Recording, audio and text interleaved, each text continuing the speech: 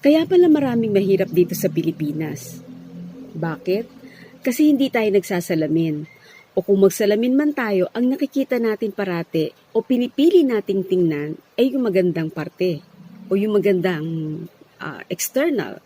Hindi natin nakikita yung inside, yung kalooban natin. Kung maganda yung nakikita natin externally at saka internally, okay lang. Keep it up. Keep up the good work. Pero kung pangit, sad to say, minsan hindi natin tinatanggap yung parang pag kinokorek tayo, defensive pa tayo o kaya naman in denial. Kaya tuloy, kung hindi maganda yung pag-uugali na yon, hindi natin na-i-improve kasi hindi tayo tumatanggap ng pagkakamali, lalo na criticism. Kaya sana magbago na tayo. Magbago na tayo mga Pilipino na mas maging open tayo sa kritisismo.